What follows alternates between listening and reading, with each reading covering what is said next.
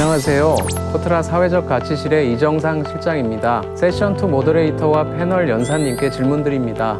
넥스트 노멀 시대는 아시아 지역의 임팩트 생태계에 어떤 변화가 올지, 그리고 그 변화 속에서 한국의 임팩트 생태계 플레이어의 역할은 무엇이고, 아시아 임팩트 생태계 플레이어와 함께 컬렉티브 임팩트를 강화할 수 있는 방법은 무엇이 있을까요?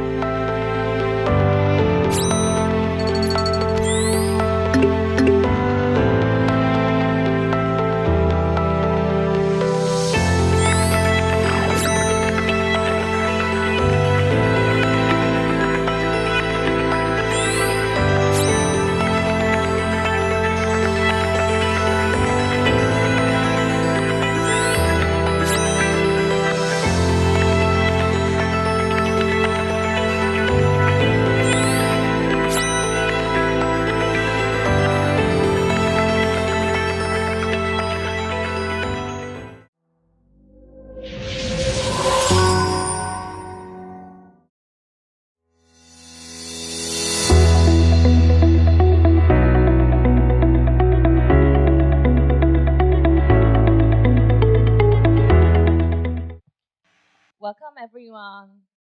Welcome to session 2. My name is Anna Kang. I'm a manager at ABPN, ABGM Venture Philanthropy South Korea representative, and I'm a senior consultant at Mary Year Social Company. Welcome to the session 2. So we will be discussing the future of Asian impact ecosystem for the next new normal this time. So in the face of COVID-19, social impact ecosystem players are facing unprecedented situation where we are required to adapt rapidly to the changes, and also we have to work collectively to meet the social needs. So here we have an amazing 4 panelists from different sectors. They're representing corporation and foundation and impact investor and ecosystem builder. So all here, we are together here to share insights and discuss how we can better cope with and how we can better prepare and transform for the next new normal from the perspective of collective impact. So we have Christy Davis from Executive Director, Lian Center for Social Innovation, Singapore Management University, and Kwang Kim from Korea Foundation, and Jae-ho Che from Hyundai Water Groups, and then we have Kyung-sun Chun from HG Initiative. So dear panelists, could you start the brief introduction to the audience, starting from Christy?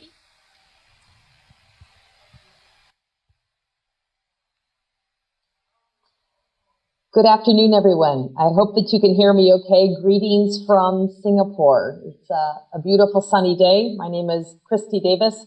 I am dialing in from Singapore Management University's Lian Center for Social Innovation. It's a pleasure to be with you here today. Thank you. Thank you, Christy. Thank you for joining us from all the way from Singapore. And next, Kwang, could you introduce yourself? Good afternoon, everyone. It's a pleasure to be here. My name is Kwang Kim. I'm the country representative for the Asia Foundation here in Korea. It's great to be here. Yes, Jae-ho, please. Yeah, thank you for having me here today. My name is Jae-ho Choi. I'm working for Hyundai Motor Group as a CSR manager. I hope that this will be a good opportunity to understand each other from corporate and non-profit. Thank you. Thank you. Hi, my name is Kyung-sun Chung from HG Initiative, and I'm also Chief Imagination Officer of the Road Impact. It's great pleasure to be here, and I'm looking forward to the conversation. Thank you. So before the panel discussion, we'll be starting the brief presentation for each panelist. So each panelist will share their insights and what their organizations are doing and what the ecosystem players are working for the collective impact for the next new normal. So starting from Christy and Kwang and myself, we're sharing the Pan-Asia perspectives. And then Jae-ho Che and Kyung-sun will share their insights as an organization based in Korea, but also a plan to actively implement the collective impact abroad. So shall we start from Christy? Christy, floor is yours. Thank you so much. Hi, everyone out there. I'm just kind of pretending that I can see all of you. Yeah, it's a pleasure to be here and represent just just kind of, I guess, the perspective of what we can see from here and our vantage point on the ecosystem for social innovation and social impact. So, Anna, I'm presuming that my slides are being shown. Is that correct? Yes. Yes. Okay, wonderful. So I'm on the slide where there's the photograph of our campus, and just going to be looking briefly at 4 dimensions today. So let's just carry on, and I think I'll just move, for the sake of time, I'll move right into the next slide and look at, just kind of consider these different aspects and how they align with a collective impact model as a framework for community change and impact during this pandemic time, and how does an ecosystem adapt and evolve, especially at times like this. So the first aspect, what is the current state of the social innovation ecosystem? I mean, obviously that's a huge topic. We could spend a day just on this topic alone, but allow me to highlight just 3 observations as a conversation starter for today. So first, we're seeing an increase of collaboration and intentionality to connect across networks. And when I say networks, I mean it could be different public-private sector. It could be NGO sector, social service organizations. It's really different dimensions of society as a whole.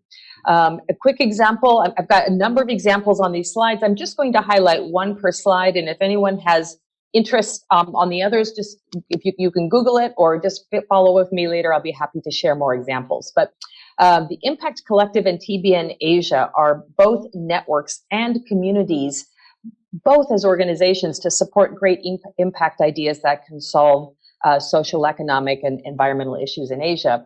But not only through investment and funding, but by sharing and developing meaningful relationships and solutions, and creating new networks and connecting people together within those communities. Second, there continues to be some consistent growth in social and purpose-driven businesses. In spite of the pandemic hardship, we actually are seeing growth in social enterprises. These are the entrepreneurs and the businesses that are being supported in part by communities and networks such as Impact Collective and TBN Asia to help them develop and move through these times. And third, there's an increase of collaboration and social innovation conversations popping up in new and unexpected places. Had some very interesting experiences over the last 6 months with this. Just 2, I'll cite really quickly, with 2 very different forums just in the last couple of weeks. One was a leadership summit convened by Bank Indonesia. And a second was a disaster management forum hosted by the ASEAN Humanitarian Center. What was interesting is that both of these discussions focused on the power of working together for collective impact in their respective spaces. So I thought that was just a really good sign. Next, please. So let's look at a few of the trends gaining momentum.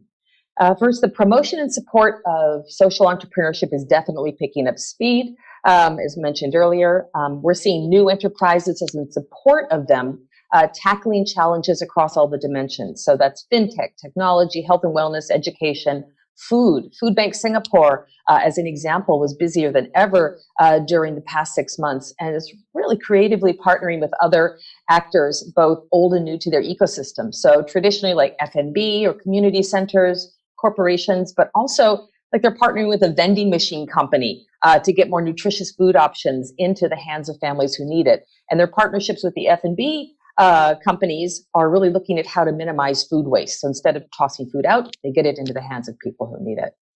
Investing is on the rise. AVPN, Anna, giving you a plug. It's a wonderful network that supports this community, and I know we'll hear more about that, so I won't go into more information, any more comment on that here. And then finally, you may wonder what Animal Crossing is doing here. I don't know if you know Animal Crossing, but it's a social simulation video game series, and it's playing an unusual role in helping people connect in both personal and strategic ways. So for example, I have a good friend of mine, and she's Muslim, and she was telling me that this year during Ramadan, many Muslims around the world missed out from one of the most important traditions, which is breaking fast with each other. So some people took to Animal Crossing to hold the evening break fast meal on their Animal Crossing islands. So it's really interesting how different platforms are coming into play to bring people together and to connect people. The next, please. So the third dimension is changing needs. So our needs are changing, obviously, because of these unusual times. I mean, COVID's turned us all upside down. Some people are really struggling, and others have adapted and pivoted very quickly. I just think that's wonderful for everyone in the region. So we're seeing an increase in response to needs. We're seeing an increase in cross-border networks.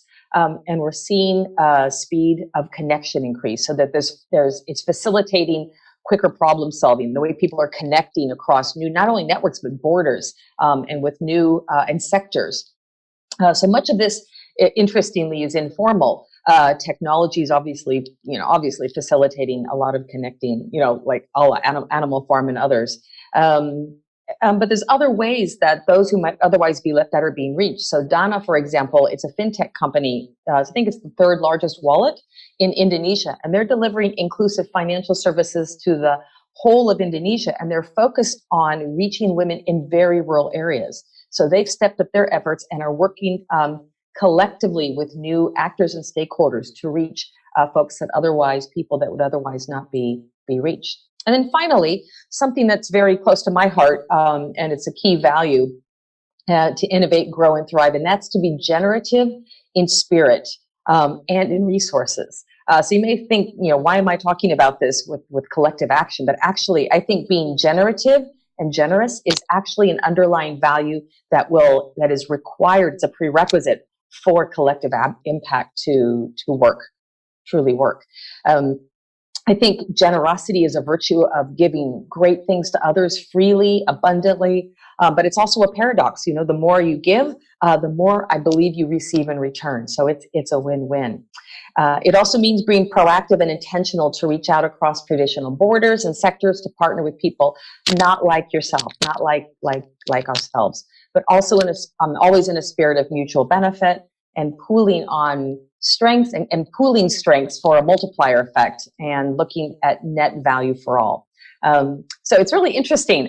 There's creative collaboration that's compelled action from people that we might not have otherwise engaged. So I'm sure someone that all of you there in South Korea will know very well, I presume, the BTS Army boy band. And it's amazing how they've inspired their legions of fans to do all kinds of good, not just in South Korea, but across the region. There's so much going on here in Singapore, for example, and it's all of these BTS Army boy band fans. It's pretty amazing. So finally, here in Singapore, there's a number of ground-up initiatives that have sprung to help foreign workers who've been affected by our circuit breaker, our lockdown here. And there's a number of those, but I think from that experience of the communities rising up to help the migrant worker population, what was interesting is one of our former members of parliament said, if there's a silver lining of COVID-19, of this pandemic, it is that things that were once invisible are now visible, which allows us then to see them and grasp them and to do something about it. So many of these examples I've shared, they do follow a full collective impact model, but a lot of them are startup responses to an urgent situation like the pandemic, which may not live beyond it. But I think all of these examples are elements of a vibrant and healthy social impact ecosystem in Asia. So I'll look forward to talking about it more after we hear my fellow panelists present. So thank you so much. Thank you, Christy, for sharing insightful cases. So shall we move on to Kwang? Thank you. It was great to hear that, Christy, again. And I wanted to start by the main theme of the conference, the word Asia, because it resonates the presence of the Asia Foundation in 18 countries. So we're very dedicated and committed to Asia, serving Asia. An impact. We're committed to make an impact to individuals and lives, as well as the ecosystem. So it's not just individually, but also we seek systemic changes So we're very excited to be part of this conference. I come up from a background where with this stakeholder collective management and results and impact was almost like second nature. I was part of Professor Michael Porter in Harvard Business School team of that advise governments and companies on economic clusters around the world, how to mobilize a multi-stakeholder process involving companies, government, civil society, and academia in countries like Rwanda after the genocide in 2000, I'm sorry, 1990s, but we started the work in early 2000s. Also in Afghanistan, in Jamaica, in Caribbean islands. So it's a very exciting that those type of approaches have crossed over now into different forms. I wanted to share with you a little bit about some of the work that the Asia Foundation is doing in Asia on this, using a similar collective impact approach. One is the Coalitions for Change. We've been very active using a multi-stakeholder process in the Philippines. And for example, on disaster risk management, as a responding to disasters, especially at the local level where there are lack of resources, where even though that's where the disasters happen, we mobilized a multi-stakeholder coalition of government, private sector, NGOs, and so forth. And we were able to dramatically increase the funding through all the projects that are needed in the decentralized regions of the Philippines. So we have also had a case on tobacco and using tobacco tax to fund health programs in the Philippines. So one of the key ingredients about principles of this multi-stakeholder process Coalition for Change is the following. One, start, then specifics emerge, versus pre-setting and pre-planning. So often it takes forever to plan, and our point is, no, get it started. It doesn't mean that you're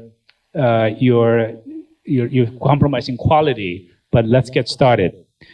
Small bets, learning by doing versus analysis, expect and exploit surprises instead of minimizing unexpected outcomes. So not to be too risk adverse, influence future with action, and focus on behavior of leaders. What type of leaders do you want to work with? One is grit, confidence, humility, and autonomy. So those are the qualities. So Coalition for Change is one approach, but the second approach that we're using is corporate engagement. So the Asia Foundation has been collaborating with the Mars Corporation on a cutting-edge movement called the Economics of Mutuality. And in the Philippines, for example, we work with micro-retailers in the slums and slums of Manila that focuses on developing a business model that focuses beyond profits. So instead of incentivizing micro-retailers with profits, we ask them to maximize social capital. So if they increase social capital, we will reward them separately. We have two control groups, one with normal rewards and another with social capital. And interestingly, the retailers that focus on social capital had more revenues at the end of the year. So if you had more collective action programs, for example, so the retailers themselves started to engage in multi-stakeholder process so that they can achieve social capital. Just engaging companies through this economics of mutuality. We also had a case of DBS, a bank in Singapore, where they are focused on issues such as food waste. So we identify major problems in society and get a multi-stakeholder coalition that addresses them. So the key features of EOM is purpose and meaningfully challenge to identify the problem clearly. The second is ecosystem orchestration, orchestrating the ecosystem, and new capital metrics in accounting that focus on people, profit, and planet. So happy to share more about that with the Asia Foundation and EOM collaboration.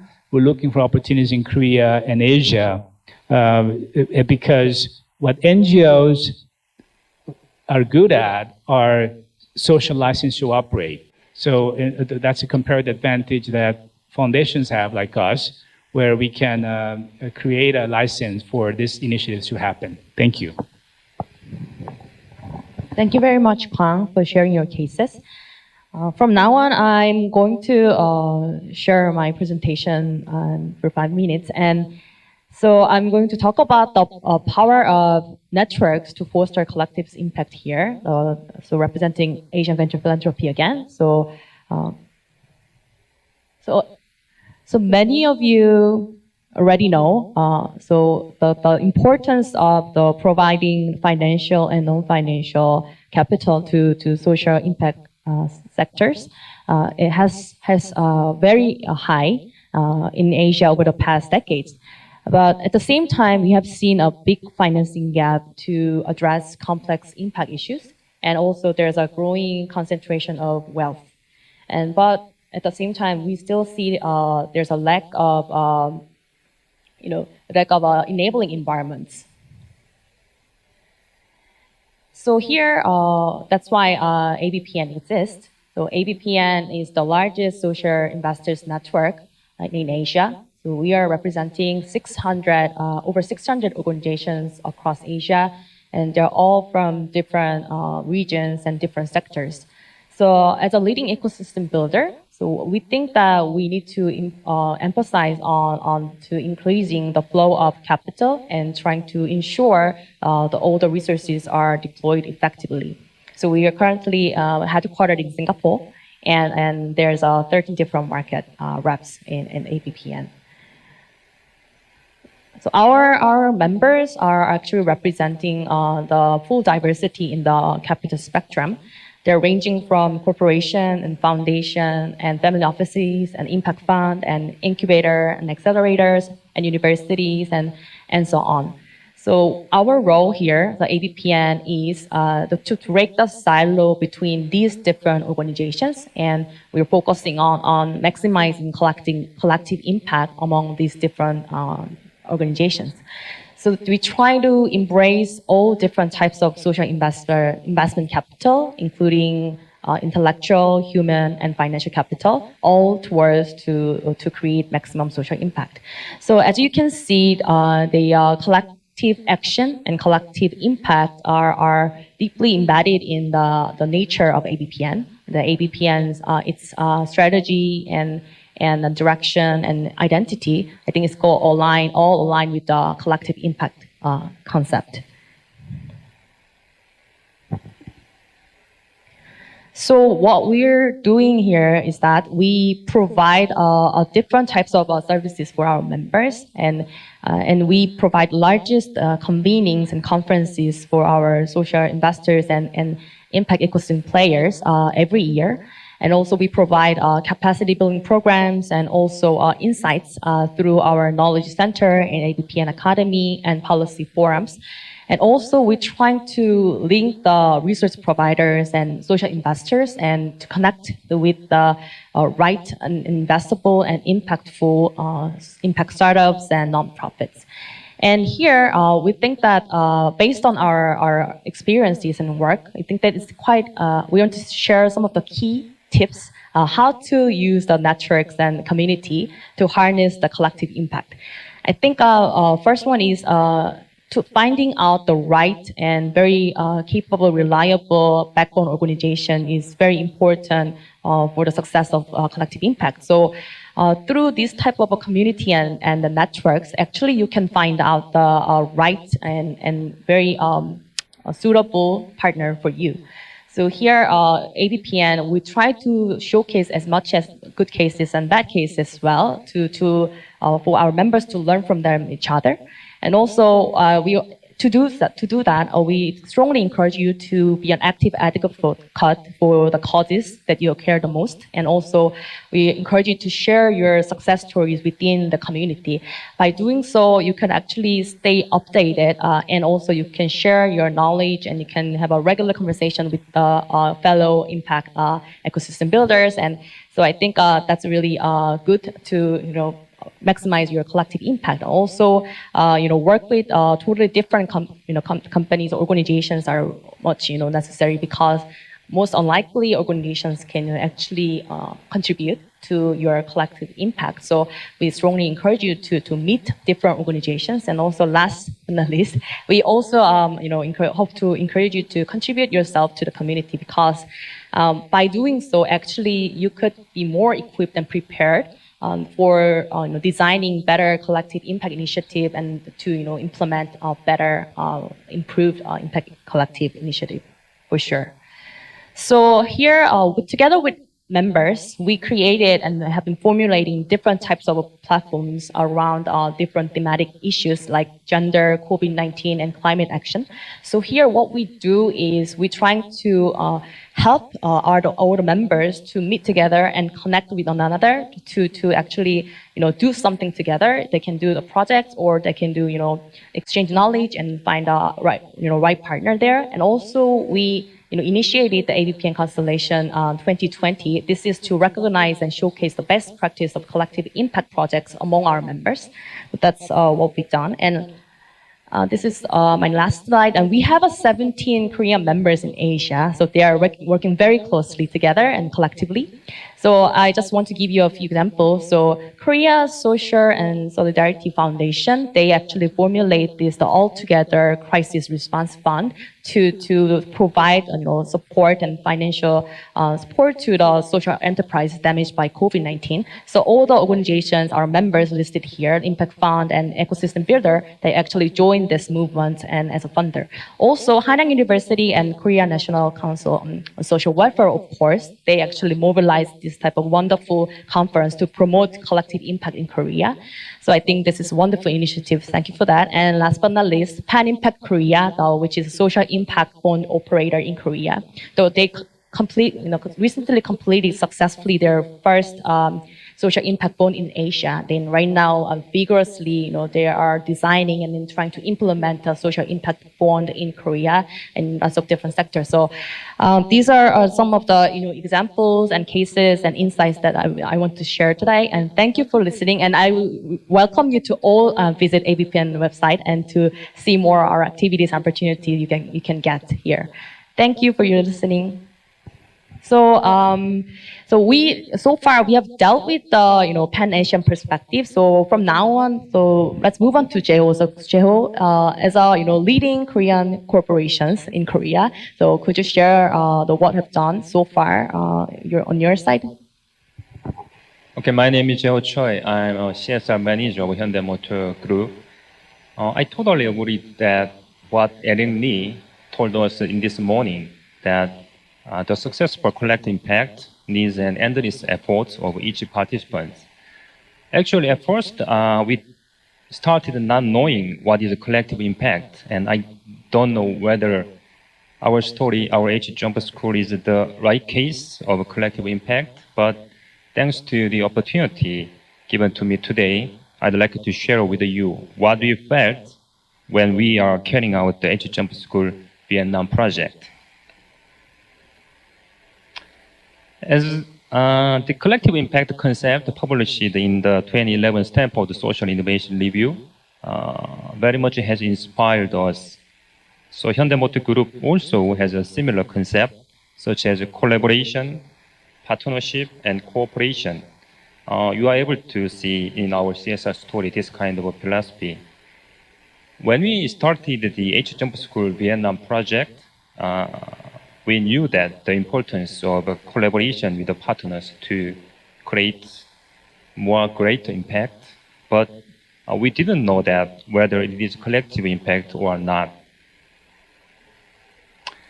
Then, let me first tell you why we chose Vietnam as our destination. As you can see here, Hyundai was the #1 car maker in Vietnam in the first half of 2020. As the top car maker in Vietnam market, we should do something for Vietnamese society, and we found that one of the biggest social problem is education inequality in Vietnam. So to solve this problem, we started to think that what kind of CSR project would be best for Vietnam society? And the answer was H-Jump School that has been making a successful collective impact for the last 7 years in Korea. H-Jump School Vietnam began with the MOU ceremony between Hyundai Motor Company and Korean NGO Jump and Vietnam National University and Vietnam NGO VPV in the July 20th.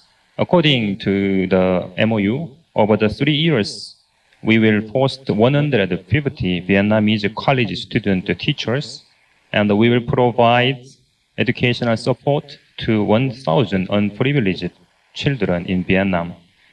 To do that, Hyundai Motor will donate 450 million won, and we expect that the social value will be reached up to 2 billion won after 3 years. In addition, I believe that we would create a virtuous cycle model. College teachers and beneficiaries and professional mentors are growing together with this platform.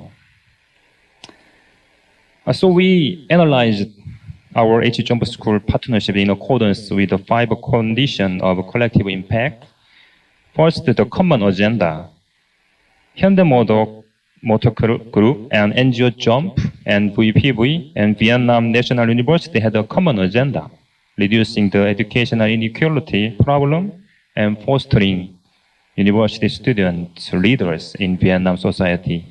Second, the shared measurement system. We have a common performance measurement system, including academic performance of a beneficiary student and altruism and future employment rate for college teachers. And third, mutual reinforcing activities. We have a clear share of roles for each partners, as you can see in this slide. Fourth, continuous communication. We constantly communicate with our partners, such as regular meeting and the horizontal feedback systems. Fifth, the backbone support organization. This is most important. The JUMP, which has 10 years of experience in solving the educational inequality problem in Korea, has coordinated and communicated the entire project successfully. If you see in this way, it seems like that our project is the best answer of collective impact, but there have been a number of trial and error in this process. Our project wouldn't be possible without the trust and empathy and intimacy among each partners. So I'd like to talk about later at the Q&A session, and this concludes my presentation. Thank you. Thank you very much, Jeho, for sharing your awesome initiative. And last but not least, Kyung-san from HG Initiative will share their insights. Thank you. I think my time is already up, but I'll try my best to be concise. So I spent a lot of last 7 and 8 years in building a social impact ecosystem in Seongso-dong area. And I believe it was ideal in terms of showing what collective impact should look like. Because as on social ventures and social enterprises and philanthropy organizations, all in Seongso-dong neighborhood, we believe that it was really important to have a successful ecosystem for us to thrive. So we had the common agenda. And in terms of the measurement, I think we were still trying to do that. And that's why we created something called the Impact Alliance to have like a continual conversation on how we should measure our impact, and how we should work together. So that also allowed us for the continuous conversations, and also that really led to sort of the mutual reinforcing. Because I think like once we have the successful ecosystem, I think it was helping our organizations to be much more impactful and successful, and then we were able to attract more resources and more participants into our ecosystem as well. And I think the Root Impact was serving the role of really the backbone organizations, and it was ideal. It was ideal because we believed it was more of a really grassroots that everyone is participating equally. It was not like we were the leading organization and everyone was following us. Like we and also Cow and Dog and then like all these other the people we worked together to create this very equal ecosystem where everyone can provide the feedbacks and when everyone can participate to create the change within ourselves. So for the social impact ecosystem, I think we've been doing well. And so that's why, like, for now, as an chairman of the HEGI, like, something I'm looking at right now is we strongly believe there could be much more collective impact between the larger corporations and the social impact sector. Because as we all know, like, I think the Hyundai Motor is really one of the greatest example. A lot of large corporations, they are in the middle of what we call the impact transformation. Now they're trying to be much more impactful and socially, environmentally conscious, and like they could really have a lot of synergy between the social impact organizations. And I think that's one of the role you're serving in. But like there are some large corporations who's already doing that well, but there are large corporations who is sort of having a hard time doing that because I think the language we are speaking, the social innovation organizations and large corporations is a little bit different. So that's why now HEG is creating something called the Sustainable Future Alliance. We are trying to be common ground between the larger corporations and social impact organizations so they can have much more effective and efficient collaboration between two of them. In order to do this, actually we were doing some of the role here. I guess we are trying to be the backbone organization for this communication between these two sectors. That we are investing a lot into the researches and academic data and like how should you measure the impact for larger corporations and how can you actually help them to implement some of the social innovation idea into their like large business models. I think we need to have this kind of cornerstone work before we actually start conversation. I think there's going to be a lot of people are interested in this because as I mentioned before, like all those big challenges we are facing, such as like climate change or the pandemics and all that, there's no single entity who can solve everything. So it will require like most optimized collective impact work from everyone else. But in order to do that, we basically need to understand how to work with each other. And I think it's really time for us to put an effort to create basically that kind of the working process to how can you be actually much more collective with other people. Thank you. Thank you very much for your timely presentation.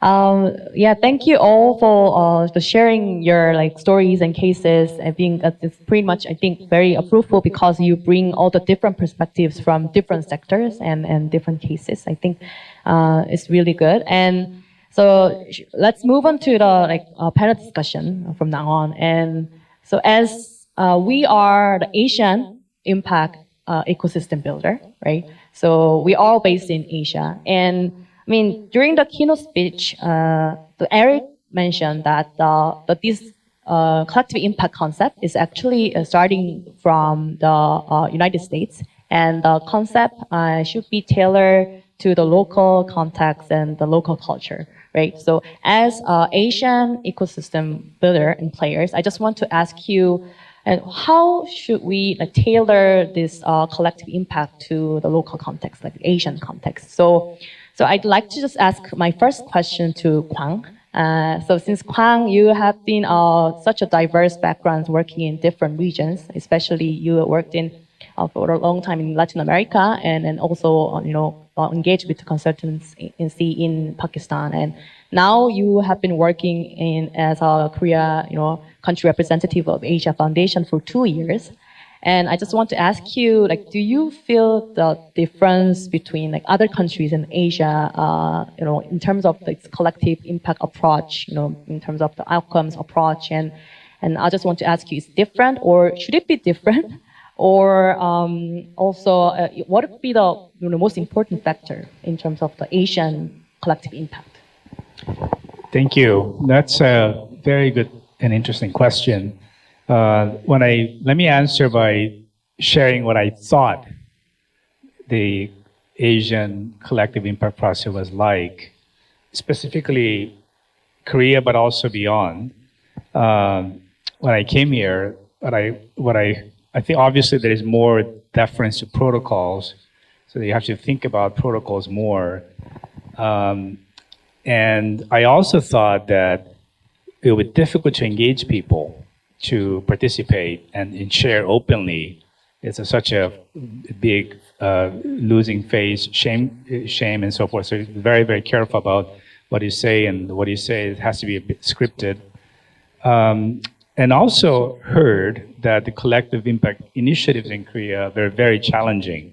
And anybody who has been involved, especially, and this is true in other places too, but the critical issue of translating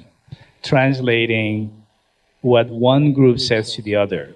So it's often very difficult, even though everybody speaks the same language, Korean or another language, or Chinese or Japanese. One group of NGOs, when you talk the word equity, for example, it happens a lot. Financial institution will think about equity as having an equity in a firm, like that's a financial term. But if you talk to social activists or government, it's equality, is addressing inequality and inclusion. So we often have this issue of translation, and there's a lot of issues with that. But what I found in practice, we just launched a new initiative to bring together impact investors and investors. If you have the right people in the room, people get really excited and worked out, and I think it's very possible. It's very possible, and I think the principles of collective impact, of finding the right leaders and to work with, I think that they still apply. Thank you for pointing out that. Sorry, one more thing. I think we do need some type of a survey or an event where we will gather those views. I mean, these are my impressions. I don't think that's universal. We do need some type of an effort, and that's something that we would be happy to participate in gathering those views from Asia on get empirical data on what people think. Thank you so much. So you mentioned that identifying and mobilizing right people are the very important and key to success for collective impact in Asia. I think my similar questions will go to Christy. I think Christy, you're originally from United States, but you over the almost like 30 years, right? Past 30 years, you are living in different countries, and I think 4 countries, right? And I think you have such a diverse background. I think more than myself, I think, even I'm Asian. So I just want to ask the same question. Like, what do you think the feature of Asian collective impact compared to other collective impact initiatives in other countries? And also, I'd like to just ask follow-on question that is, I think we have 5 conditions of collective impact. But I think it's more like sometimes I consider it's like outputs, because it's very hard to achieve and obtain, right? So I just want to ask you, because you are such a diverse background, engaging with different social innovation projects with different collaborators. So I just want to ask, what would be the enablers, and what do we have to build? For the enabling environments to achieve these 5 conditions for collective impact. Yeah, it's such an interesting question. So I will say it's hard for me to compare in a sense, because I've actually not worked in this area in the United States, or actually outside of Asia. So I am a little bit of a strange bird. Almost Asian. But actually I really have to second what Kwang said. In my experience across Asia, and you're right, it's dozens of countries in Asia, there is a difference to protocols. But I will say a caveat to that from my experience is that what's happening with the different generations. So my generation, I'm a middle-aged person. I'm very focused on,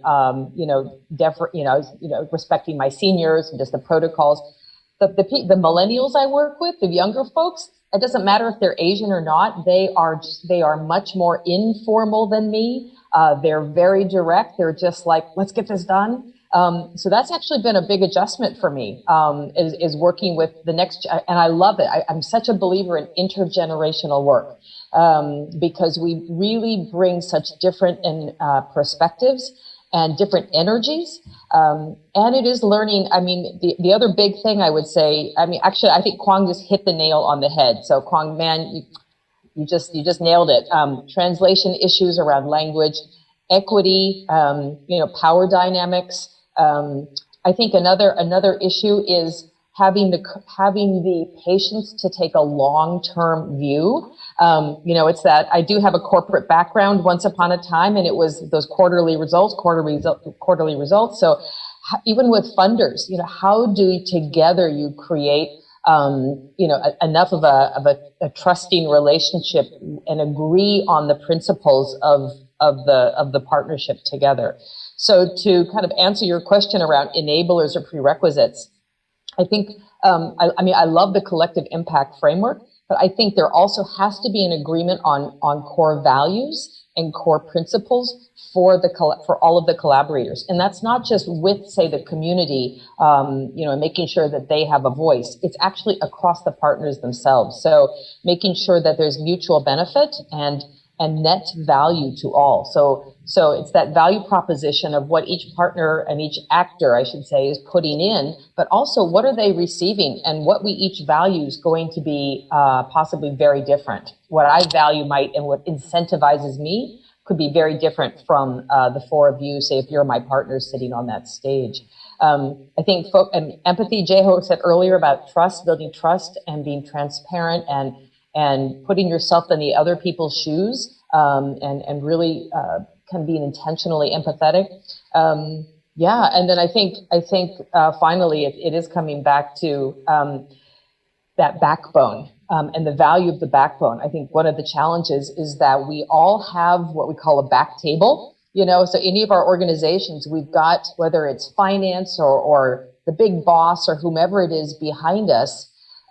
If that shifts, if you lose your executive sponsor or something happens and you lose, your back table and the support you have, that are the components of that backbone, that's where, as a collective, can you get through times like that when things will change and the unexpected, will happen. So I guess those would just be a couple of my thoughts off the top of my head. Thank you. It's interesting that Kang and Christy, both of you mentioned that the translating language between different stakeholders are quite challenging, right? So from now on, I just want to hear from Jeho's opinions because he's the one panelist from the corporate side, right? So as Hyundai's groups mentioned here, they have been involved in different collective impact in Korea already, many years, right? They're supporting social enterprises and here in Korea, but right now they are, expanded their regions, broad, like Vietnam this time, and you try to initiate your collective impact in Vietnam, in different countries. And this is a cross-border and plus close-sector collaborations. And I assume that there's lots of challenges in the process. So I just want to ask you, what were the key major challenges that you're facing as a corporation? And how did you overcome them? So I just want to ask that question first. I think that if we want to create collective impact, we should have to match our respective interests. The interests of corporations and non-profit organizations are totally different. So in the non-profit perspective, the reason of why we have to do is important. But in the corporate view, it is not easy to gain approval internally without the explanation of what to do with it.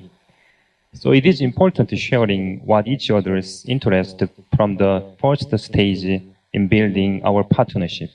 So I think that the partnership is not just about selecting an agency, but about sharing our philosophy and soul. So it's like a marriage. As you know, it takes a lot of effort to sustain a happy marriage life. So it is essential that all participants in the collective impact system have a strong personal relationship that's based on mutual trust and sometimes mutual love to overcome our differences. This is my answer. It's not easy, but we have to do that to make a greater impact than just doing by ourselves. So the answer is not decided, but Eric told us that we have to do the 5 principles of collective impact, but over there and beneath the 5 principles, our human effort is needed to achieve that goals. Thank you. Thank you, Jae-ho. So we are facing the next normal era, right? So I just, want to again like to Jae-ho about the role of because like we are facing the new world right now, and then I think very interesting because the Hyundai Group itself is leading this collective impact initiative, and I think it's really you're making up really good cases here in Korea and in outside of Korea as well. So do you see the role of corporation will be different, will be transformed in the next normal era? How do you expect? When it comes to the next normal, we should work together to solve a social problem. And as you know, our social problems are getting serious and getting complicated. So it's difficult to solve these problems only by one corporate or one non-profit organization.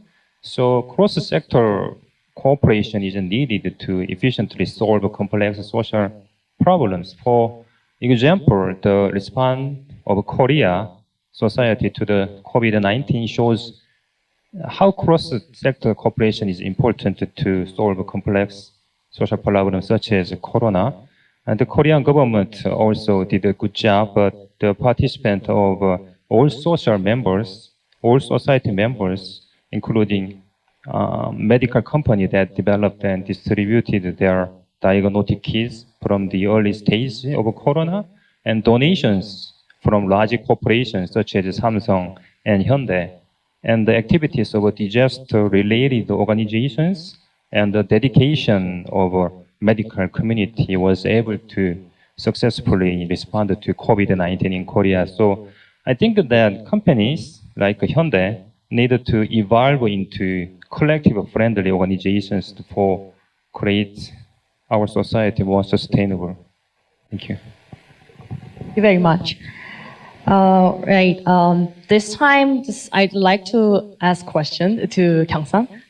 So, as an impact investor, so I mean, I think you mentioned that you'll be leading the impact transition of corporations, and you said that in the collective impact framework, you'll be taking a role as a backbone organizations. And could you please a little bit more elaborate more on that? How your collective impact initiative will look like, and do you expect to include other parties like impact startups or nonprofits, and how do you really implement your collective impact initiative? I believe, well, actually, we are not leading their impact transformation. I'm more of a help them to lead the impact transformation. Yeah, I think one of the very important trend right now is a lot of the large corporations already they already realize the importance of why they should be try to be much more sustainable. Now, if you talk to a lot of the leaders, especially when they become like the third or fourth generation leaders, they realize their like legacy businesses, it might not work anymore if they're working in, let's say, like sugar, plastics, and all this like polluting businesses and all that.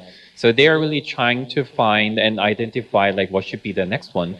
But for them, in a way, they are way more knowledgeable and they have much more expertise in terms of like what they should do. They already identified like a bunch of different companies. Like, for example, if you are interested in this, like the lowering the carbon emission, and if you're an energy company, we talked to some of them and they already know like certain renewable energy is working in certain countries. And like even though now a lot of this climate finance people, they're talking about the energy efficiency, but there's no company large enough for them to actually acquire. So in a way, they know much better than they know much better about the market than the impact people.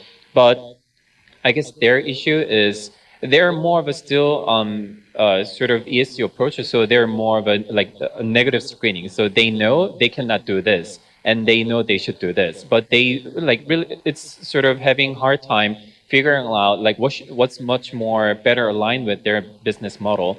I think this is where social impact organizations comes in, because we've been doing this impact measurement for a longer time, so we know which model is producing which kind of positive social impact.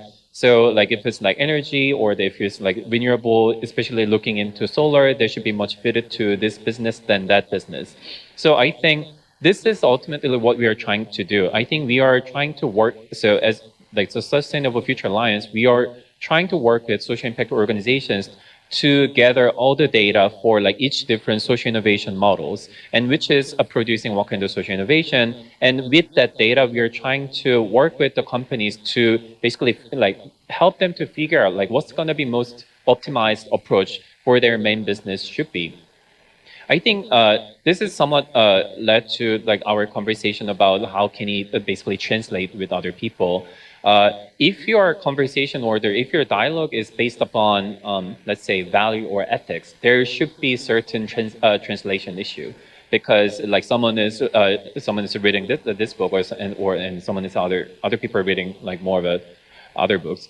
But if you're actually creating your dialogue based on data. Data is numbers, so it's really it's going to be much easier for us to have the conversation based on data. It's going to be much easier for us to create a common ground on them and understand each other. So that kind of data-based impact common ground dialogue is something we are trying to achieve. Thank you. So as we can see here, we are actually witnessing lots of collaboration and open innovation between corporation and impact startups in Asian region, I think. So here, I'd like to ask your advice or opinions, because you have been building impact ecosystem in Korea for quite a long time. And if you look at the impact startups, when they are collaborating with different sectors and for their collective impact initiative, for example, then what do you want to recommend them to foster or build their capacity? What do they have to improve? I don't know. That's a very difficult question. Actually, this is not my idea. Actually, I heard this from someone else 2 days ago, and then I think his advice was very clear. The one thing is, basically, we cannot demonize the large corporation. That's one of the pitfalls the social impact organization falls a lot, that the large corporation, they only know about the money, they don't really care about the social impact, this is social impact washing, blah, blah, blah. You cannot expect the other people to work with you when you are actively demonizing the other counterparts, and then you are basically having this moral high ground and then telling the people you should do this or that. You should really try to understand what is their motivation from the top level to the implementation level. Like you said before, if this is quarterly basis the review, then we should respect that as well. How can you create this small steps to implement this social impact strategy so they can actually follow up with this? And I think this understanding why and how they're engaging with the social impact. I mean, as a social impact organization, we should really understand how the larger corporation people works. We need to understand that. And the second thing is, sometimes the social impact organization, since this whole social impact issue or the solving the social problem is such an important issue for us, and then this is something we are good at, sometimes we already created all the vision and design and everything, and then we just ask large corporation, you should just implement this or just give us the money and then we'll do the work. Then you are sort of taking away their ownership from these problems. I think it's always very important that taking your time and then having a lot of conversation with the large corporation partners and then help them to feel the ownership with this issue. And even though you can already know everything, and then maybe it'll take more time for you to educate your counterparts, But once they actually learn everything by themselves, so that once they are the one who's bringing ideas to the table, they will feel much more stronger engagement, and then actually they're going to own this project with you, and then they're going to appreciate that. So I think these two, that one, trying to understand their motivation, and second is trying to allow them to have much more ownership with the project. That's the best way to deal with the large corporation from the social impact organization perspective.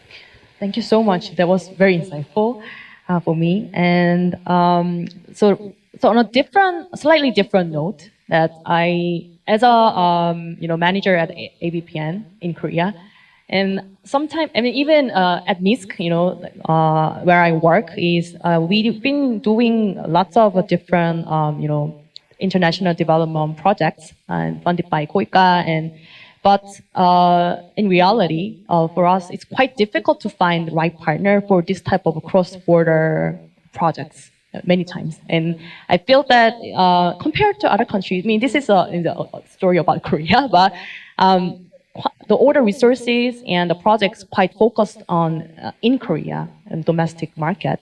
And here, I just want to ask the Hwang's opinion, because you've been working with different aid agencies, right? And they are reaching out to different countries. And now you're, residing in Korea and working for Korean office and Korea society. And now, how do you feel? How can we, use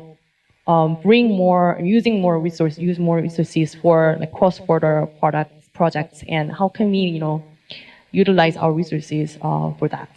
Do you have any idea? That's a very, very important question. In terms of why there is not a sufficient collaboration and funding across Asia from Korea, I don't know all the reasons. I'm hearing that because there's ample local funding, like national funding, there's not a lot of incentives to go out. There's language barriers. There are lots of different issues that we can go on and on. I also sense there is a bit of over-reliance on the government to start these programs and fund these programs. I think government has an important role in catalyzing and helping, but it's really I think the greatest opportunity, especially the younger generation that's in this audience, is with the private sector, the private initiatives. When I say private sector, I mean companies, NGOs, civil society, academia. I think that grassroots private orientation is where the opportunities are. We've launched several regional networks and international networks involving Silicon Valley and Asia. It's called Silicon Valley Business Forum. We just started in September, an online forum of Silicon Valley entrepreneurs in Korea and Asia. So there are, and AVPN is doing good things as well. So there are good examples of what we can do. We've been working with family offices in Asia and in Europe, in North America. They are much more creative and international. And so I think if there is groups of funders who can provide you funding and expertise in certain areas, I think that there could be really good partners to launch new initiatives. Thank you very much. So as we are reaching out to our closing time, so I think we need to like to deal with our main questions here. Like, how should the Asian impact ecosystem change, adapt for the next new normal, and to expand the positive impacts of collective impact initiative? So I just want to raise a question to Christy. So you introduced many insightful cases that shows that Asia impact ecosystem is actively growing, right? And they're trying to be adaptive to the pandemic. I just want to ask, these are all good cases that you shared, which is very insightful, but could you give us any examples where collective impact is not very working well? And what was the reason, do you think? And to minimize this negative impact and to maximize the positive of collective impact, what kind of efforts should ecosystem player should make? And do you have any idea for this?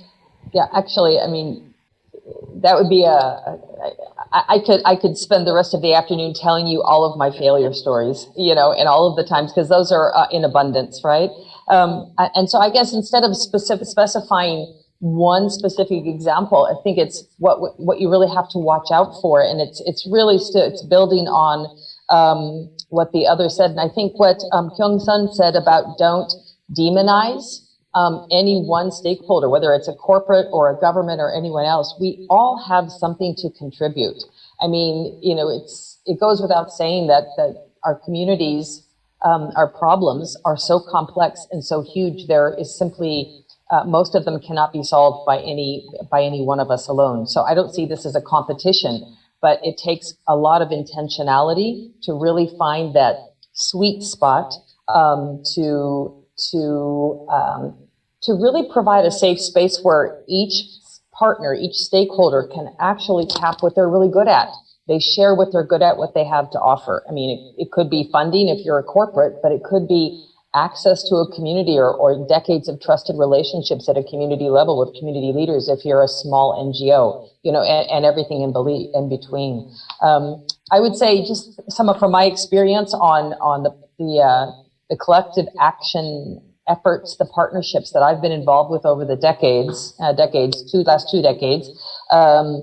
One is that whether it's the funder or the partners or the biggest partner just wants results too quickly. You need to take time to build that foundation and to spend time really anchoring, get your baseline, you know, get your anchored, you know, your foundation in place, and have the patience to invest in that. Again, I mentioned already about making sure for each organization that you've got your backbone, your back table, the commitment in place so that as things change and adapt, you know, things don't fall apart. I think we've mentioned the importance of co-creation, that everybody pools their unique resources, their unique contribution, and those are honored and respected by the different actors, so that everyone, you know, it's not necessarily equal, but it's equitable, as I think all of us have mentioned, that each partner has an equal right to a seat at the table.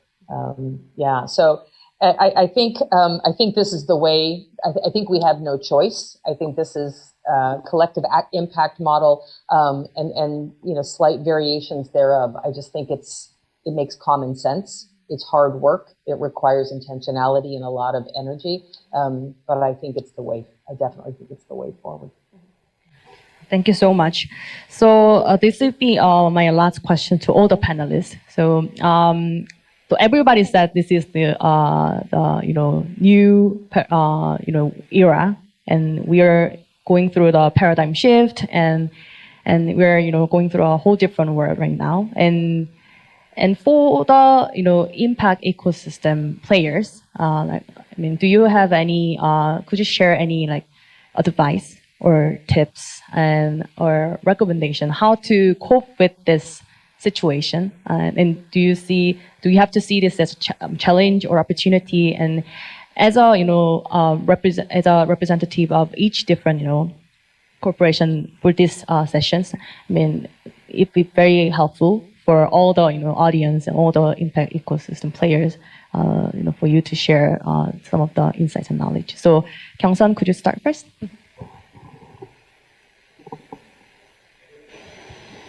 I believe this is aligned with like what I said before. And now, if this era of the new normal, it is evident that social impact become like much more important, and then there's going to be much more resources coming into this area, and much more, like until now considered as for-profit money is moving into this area as well for like healthcare, the Green New Deal, the climate change, and all that. That means the market is expanding, and there's going to be much more expectation, and that means, like, as any social impact people, like, we should ask ourselves that very difficult question: are we the most optimized organization? Are we using the resource the most efficient and effective way? And if we are, then how? Like, do we have the data to prove that? And if we are not the most optimized one, like, then we should ask ourselves, why do we even exist? Because like now, because of the COVID, because of the climate change, because of everything, resources is limited and time is limited for the humanity. And if you're not the most optimized one, like we should really ask ourselves why we are doing everything. Thank you. So, Jeho? Actually, I'm working for profit-oriented company, but I think that we needed to consider more smarter way to using our money for society. So just giving donation is not enough now. So it's important to find out the proper social innovator and social innovation company who are working with big corporations such as Hyundai and Samsung and SK. So this kind of conversation is very important for us to know what the other organizations are doing. So it's a kind of a chance to what we are doing to give you and what to know you what we are doing here in this cooperation conference. So I think that if we working together, we can make a better society for our future generation. So and this is a very good opportunity for me. Thank you for having me here today. My suggestion is we should clone all of the panelists and multiply them and send them to Asia.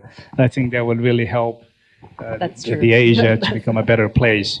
Besides that, COVID-19 specifically has accelerated the inequality trends, a lot of the world global trends, the minorities, so it's really accelerated a lot of the polarization, the trade barriers, the closing, the lack of cooperation. So I think these collective impact approaches are uniquely needed in times like this. And this is the time I think we should really double down on and finding greater ways to operate across the region. Thank you. So, Christy? Could you share your last word? Yeah, thanks. Actually, I'm going to share two really quick last words, just because I get to last here. Yeah, really quick. So actually, one is I'm reminded of a statement I read by a company called SG Innovate, which is a tech. They connect? They're part of this ecosystem. They connect tech companies and others. But they said that COVID, the pandemic, is an important reminder of the long-term importance of investing in and building human capital. So it's easy to think just about financial capital, but there's so many different kinds of capitals, right? Social capital, human capital, health, knowledge, capabilities, skills, and resilience are a few of the things that they mentioned. And all of these are critical to ensuring that we all, each one of us, regardless of where we are, what we're doing, has the opportunity to reach our full potential. And so as I think about that, something I'm really focused on right now is making sure that as the earth has kind of taken a breath, I think is breathing, right, in the last 6-7 months, as things have kind of come to a stop in many cases and slowed down, as the whole earth is taking a breath, I think we need to as well. It's kind of slowing down to move fast, slowing down to speed up, and just it's really important to take a deep breath, take a time out, and keep an eye on one another, keep an eye on your teams, keep an eye on your colleagues, keep an eye on your family, and then catch your breath, and then dig back in, working collectively together to create a multiplier effect of positive social change in the lives of people around the region. Thank you so much, Christy. And it's true that we're going through a very difficult momentum and challenging time. But indeed, I, as a one of impact ecosystem players, I feel that COVID-19 actually didn't really influence a lot regarding our initiative and passion. I mean, it become more, I think, vibrant, as Christy said. I mean, through virtually, we can do, a lot of things actually. So even though we cannot meet our audience in person this time, but I think it's such a meaningful time to share all our works to the broader community through virtually. So it was so wonderful and privileged to be a moderator here. And thank you all for today. And hope all of you enjoy the rest of our conference. Thank you. Thank you. Thank you. Thanks, everyone.